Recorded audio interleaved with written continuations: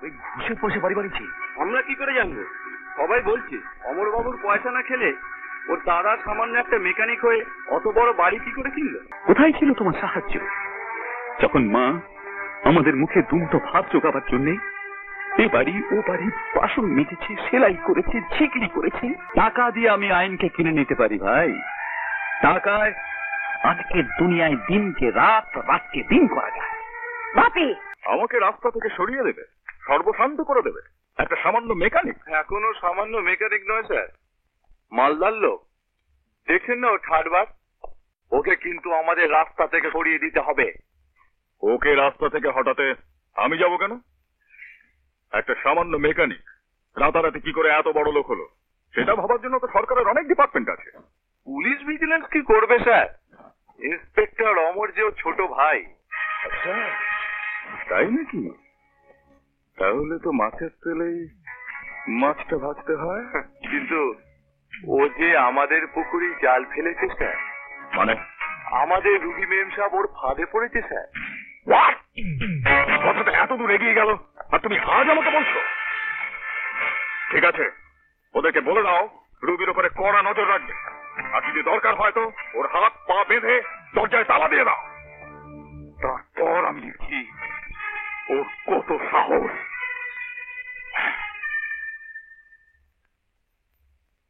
জিতেন চৌধুরী। কে কে? সত্য। কোন সত্য? যে সত্যকে পৃথিবীর সব মিথ্যে মিলিয়েও মিথ্যেতে বদলানো যায় না। তুই? হ্যাঁ। যে সত্যকে খুনের অপরাধে তুই জেলে পাঠিয়েছিলি তাকে চিনতে পারছিস না? হ্যাঁ। কোন সত্যকে আমি চিনি না। চিনিস না? আমি চিনি না। চিনিস না? না। 14 বছর পরে সেই পুরনো হিসেবের খাতাটা খুলে দেখে তো তুই যাকে মিথ্যে খুনি সাব্যস্ত করেছিলি আজ যে সত্যি খুনি হবে তোকে মেরে। সত্য, তুই আমাকে বিশ্বাস কর। আমি কিছু করিনি, আমি কিছু জানি না।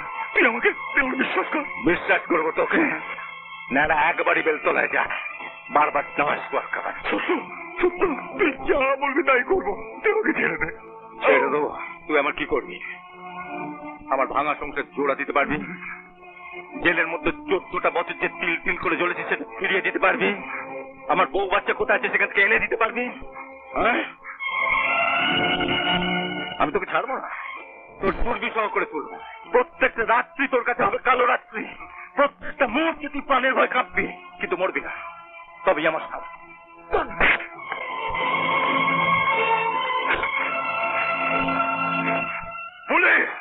পুলিশ ডিপার্টমেন্টে বদনাম হচ্ছে এদেরই জন্য, তাই নয় তো কি? বাড়িটাও দাদার না? একজন সামান্য মেকানিক হয়ে সে কিনবে অমন একটা প্যালেসিয়ান বিল্ডিং। এটা একটা চাল, বুঝলে? অমর ব্ল্যাক মানিকে হোয়াইট করবার জন্য তার দাদাকে ইউটিলাইজ করছে।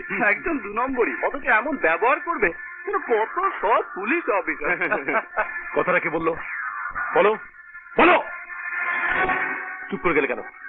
আমি ঘুষের পয়সা বাড়ি বানিয়েছি। আমরা কি করে জানবো?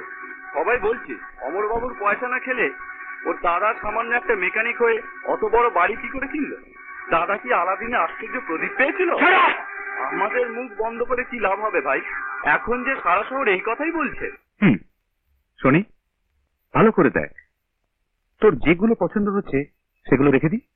আমি একা পছন্দ করে কি হবে? বৌদিরা এসে যাক, তখন করবো।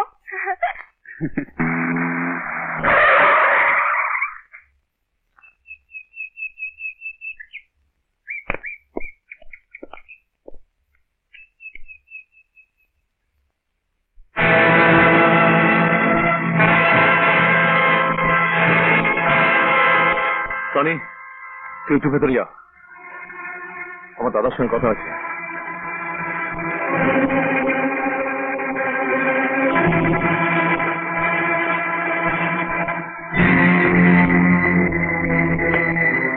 দাদা, আমি জানতে চাই রাতারাতি এত টাকা তুমি পেলে কোথেকে? এ প্রশ্ন একজন ভাই তার দাদাকে করছে, না একজন পুলিশ ইন্সপেক্টর একজন আসামিকে করছে? পুলিশ ইন্সপেক্টর হিসেবে প্রশ্ন তোমাকে করবার সময় আজ এসেছে। আমি যদি না বলি? সবাই সন্দেহ করছে যে এই অপরাধের সঙ্গে আমিও জড়িত। এর প্রশ্নের উত্তর তোমাকে দিতেই হবে। শুধু সন্দেহ করলে কেউ অপরাধী হয়ে যায় না, যথেষ্ট প্রমাণ চাই। ইচ্ছে করলে আমি তোকে অ্যারেস্ট করতে পারি। আরে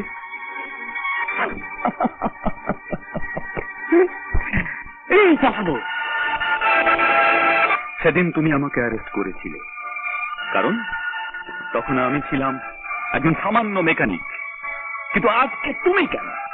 তোমার ওপরওয়ালাও আমাকে অ্যারেস্ট করতে পারবে না, কারণ আমার পকেটে টাকা আছে। টাকা! তুমি কি জোর করে বলতে পারো এত টাকা তুমি খেটে রোজগার করছো?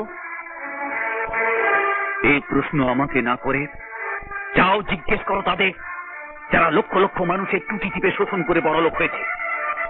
যাও ওদেরকে অ্যারেস্ট করো, যারা সমাজে শিরোমণি হয়ে অনেক ব্ল্যাক মানি আর বেহিসাবি সম্পত্তির মালিক হয়েছে। আর আমায় যদি জিজ্ঞেস করো, আমি কোনো অপরাধ করি। সত্যি কথা বললে আমি তোমাকে সাহায্য করতে পারি। সাহায্য? কোথায় ছিল তোমার সাহায্য যখন মা আমাদের মুখে দুমুঠো ভাত জোগাবার জন্য এ বাড়ি ও বাড়ি বাসন মেজেছে, সেলাই করেছে, ঝিকড়ি করেছে?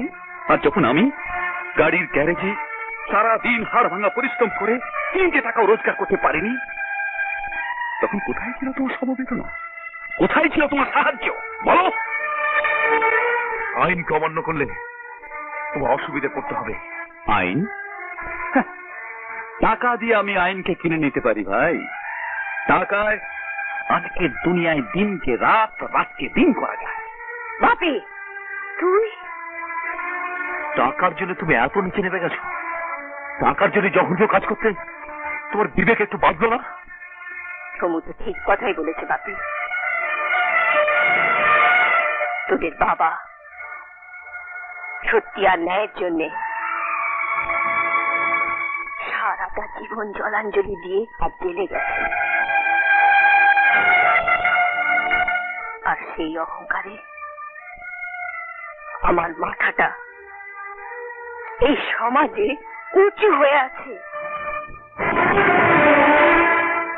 তুই তুই সেই বাপের ছেলে হয়ে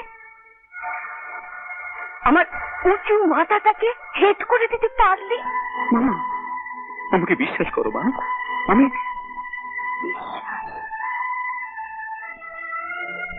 সমু, তুই এক্ষুনি ওকে গ্রেপ্তার করে নিয়ে যা।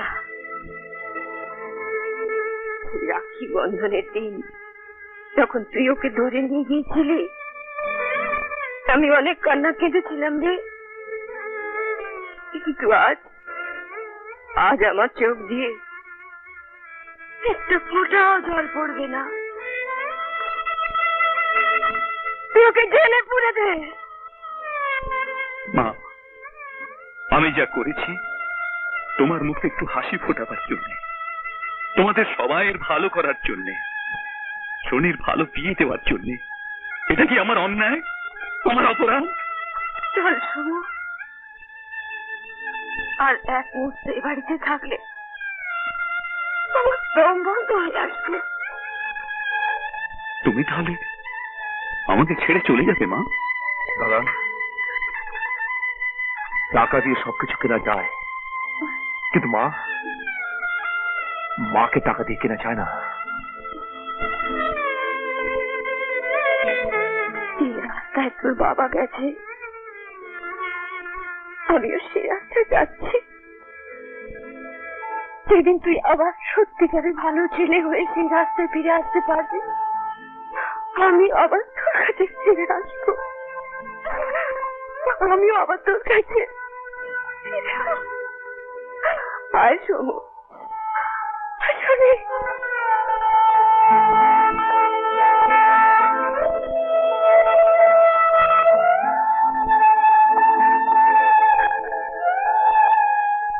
এরকম আরো অনেক সিনেমা দেখতে হলে ডাউনলোড করুন ক্লিক অ্যাপ।